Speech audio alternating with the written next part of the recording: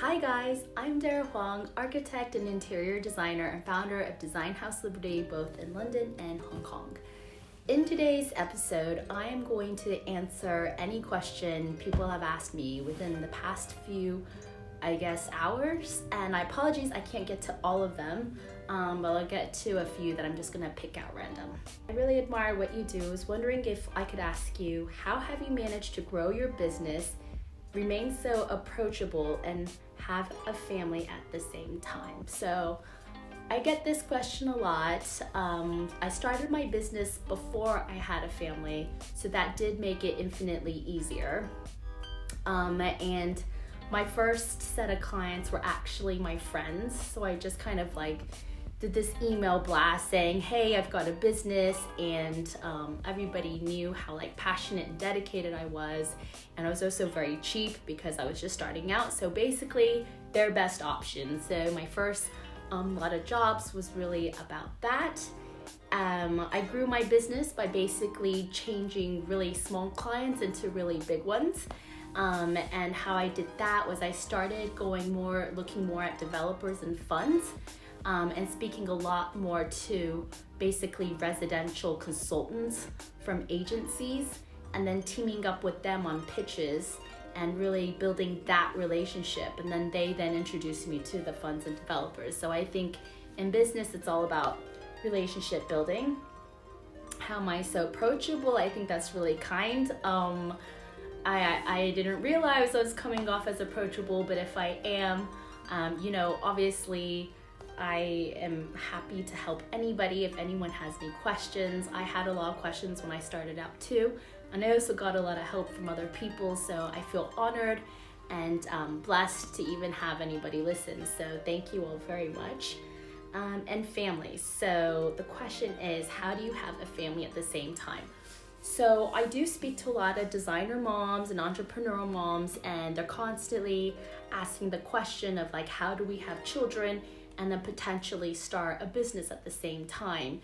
It is very challenging. Luckily, by the time I was pregnant, Liberty had already been going for about 3 years. So we already had a team in place, and we already kind of had directors in place and decision makers.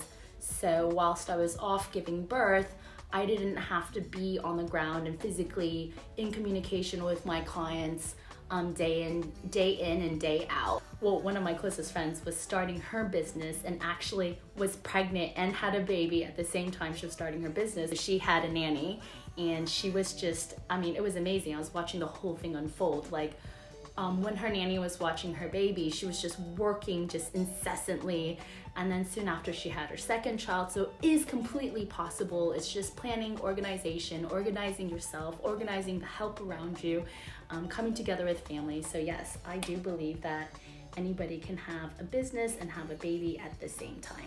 Next question is, how would you find clients when you have just started your own business? So how to find clients? I get this question a lot as well. So in business, as I was saying, everything about business is about relationship. At the end of the day, you will only buy something from somebody that you trust.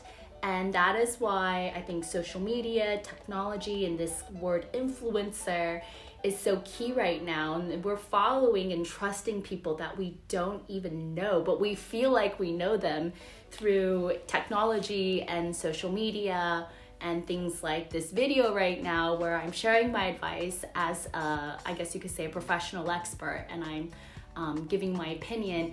This is all relationship building. We're building relationships with each other. We're building relationships with developers, with high net worth individuals. I've reached out to help charities. I've been interested in building schools and stadiums and you name it, anywhere where I can physically make an impact with architecture and design. So I'm constantly on what you would call a business development. It's not a conscious thing that I do. I think it's just part of my personality. I love going places. I love meeting new people. I love hearing people's problems. By no means do I want something in return, but I do feel like there's just this karma in the world where if you keep extending yourself, eventually somehow that energy comes back. So I do kind of fill my peers and my friends and the people around me with positivity, constantly connecting them to ideas and each other, and working together. And somehow out of that fruition, something grows, and you never know what it is. Don't ever go into something thinking, how can I help myself? How am I gonna get a job out of this? Because the last thing people want are like annoying chasers.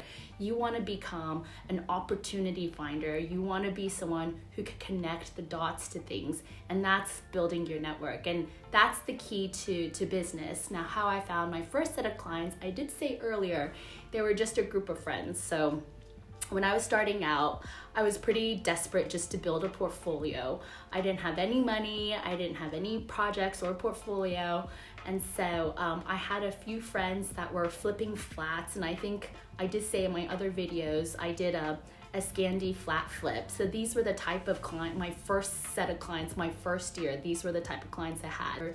Friends that were like ex-investment banking that were then buying small properties around London for about like 1.2, 1.3 million, and then just want to flip them really quickly and make a profit and then reinvest that. Sometimes they would take investment funds from their friends and they would pool together and then buy like a small building with like 3 or 4 units in it. So I was doing a lot of flat flips.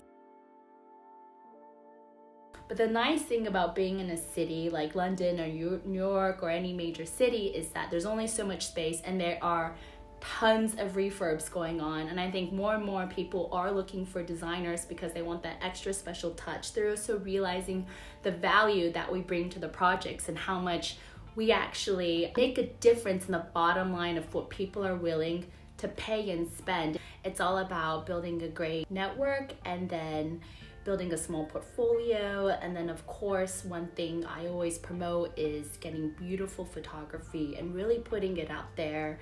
And then eventually you just keep building up and up and up from there. Thanks for your questions. I'm sorry I wasn't able to answer all of them. I just don't want to make this too long. I will try and answer some of the other questions in the next video.